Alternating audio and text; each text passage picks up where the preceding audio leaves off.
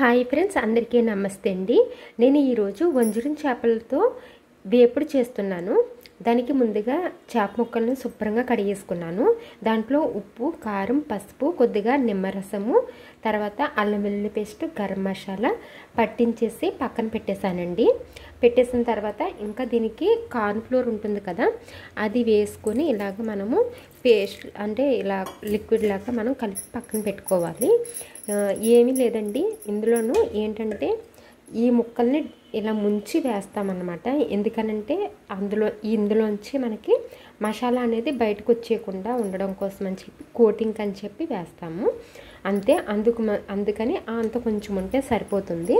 తర్వాత కరివేపాకు, కొత్తిమీర ఉంటే మరీ మంచిది వేసుకోండి. నాకైతే కొత్తిమీర లేదు, అందుకే నేను స్కిప్ చేశాను. చేసే విధానం చెప్తాను చూడండి. ఇప్పుడైతే ఆయిల్ హీట్ ఎక్కిందండి. ఆయిల్ హీట్ అవుతున్నప్పుడు బాగా హీట్ అయిపోయేంత వరకు ఉండక్కర్లేదు. మనం ఇలా డిప్ చేసుకొని జస్ట్ ఇలా పెట్టుకొని ఇలా అనేసుకొని దాన్ని ఈ ఆయిల్లోకి అయితే వదిలేసుకోవడమేనండి.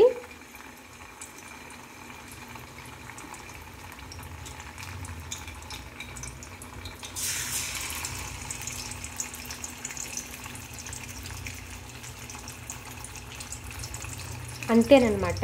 ఇంకా ఇలాగా పెట్టుకోవడం వల్ల మనకి దీనికి మసాలా పెట్టాం కదండి, ఆ మసాలా అంతా ఊడిపోకుండా స్టిక్కీగా ఉంటుందన్నమాట. దీంట్లోనే మనం ఏం చేస్తామంటే మంచిగా స్మెల్ అది బాగా ఉండడం కోసం అని చెప్పి ఇలాగా కరివేపాకును కూడా వేసేసుకొని మూత పెట్టేసుకోవాలి. మూత పెట్టేసుకొని సెకండ్ వైపును కూడా టర్న్ చేసుకొని దించేసుకుంటే కనుక వంజరం వేపుడు అనేది రెడీ అయిపోతుంది. మీకు చూపిస్తాను చూడండి. ముక్కలు వేసిన వెంటనే మీరు కనుక కలిపేశారనుకోండి విడిపోతుంది అనమాట. కొంచెం వేగిన తర్వాతనే ఇలా టర్న్ చేసుకుంటే కనుక ఇవి చాలా బాగా వస్తాయండి. అంతే, ఇలా టర్న్ చేసుకున్న తర్వాత బాగా రెడ్గా వేయించుకొని తీసేసుకోవడమే. అంతేనండి, వంజరం వేపుడైతే రెడీ అయిపోతుంది. ఇది వేడి వేడి అన్నంలో పప్పుచారు వేసుకొని నంచుకొని తింటే చాలా బాగుంటుంది. ఒకసారి మీరు కూడా ట్రై చేయండి. ఎలా వచ్చిందో కామెంట్ చేయండి. Thank you.